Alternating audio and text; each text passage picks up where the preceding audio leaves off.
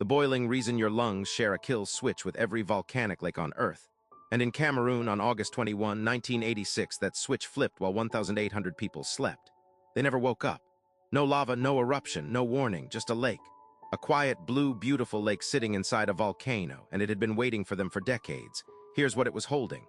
Right now, underneath more than 50 active volcanoes on this planet, there are lakes. Not metaphors, actual lakes, blue, turquoise, sometimes blood red, sitting inside crater walls like nature forgot to clean up after itself. Scientists call them crater lakes. You should call them pressure valves, because every single one of them is absorbing something the volcano can't hold anymore. Carbon dioxide, sulfur dioxide, gases that your body already knows intimately. Your blood moves CO2 every second of your life.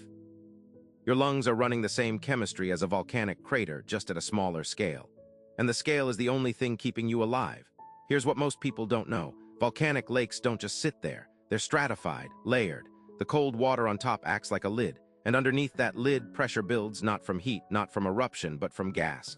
Specifically, CO2 seeping up from the magma below, dissolving into the deepest, coldest layer of the lake. It saturates. It supersaturates.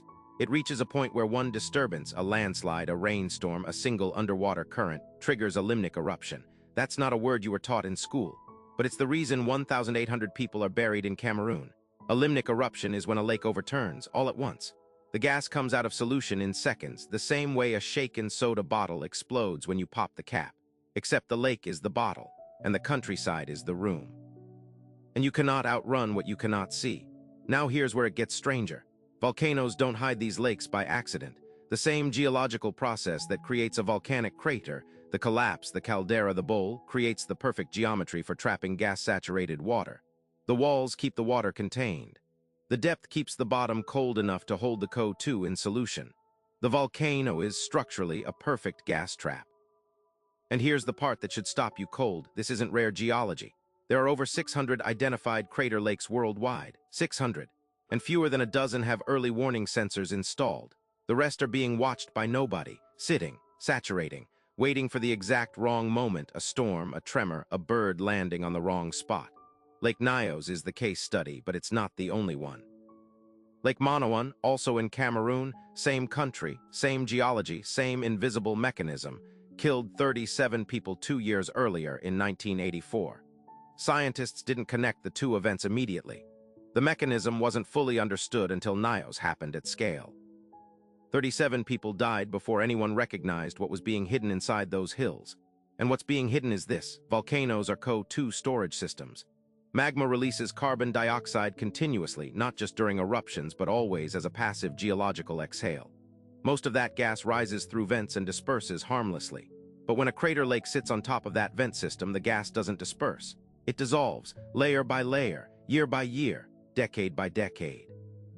Until the lake becomes, in the precise scientific term, a gas battery, fully charged and sitting on a hair trigger. The 1986 Nyos event released between 80 and 400 million cubic meters of CO2 in under 20 seconds. It rolled across the ground as an invisible wave. CO2 is heavier than air, so it hugs the earth, flowing down valleys into homes, replacing oxygen in every space it entered. People breathed in. Their blood CO2 levels spiked. Their respiratory drive told them they were breathing, the lungs were moving, but there was no oxygen coming in. They lost consciousness before they could stand. Most were found exactly where they had been sitting. Degassing systems now exist at Lake Nyos and Lake Kivu in the Democratic Republic of Congo. Pipes run to the bottom of the lake, releasing CO2 slowly, controlled, before it can accumulate to lethal levels. It works. Nyos is now considered partially de-risked. But Lake Kivu is a different order of magnitude.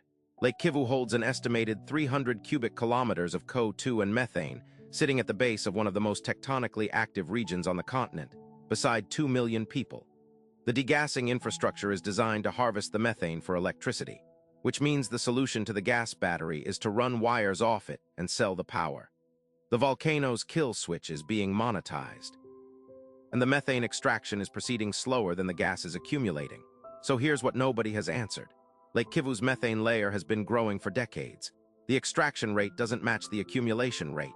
And the Virunga volcanoes, Nyiragongo, Nyamulagira, sit on the same fault system, feeding heat and gas into the basin below.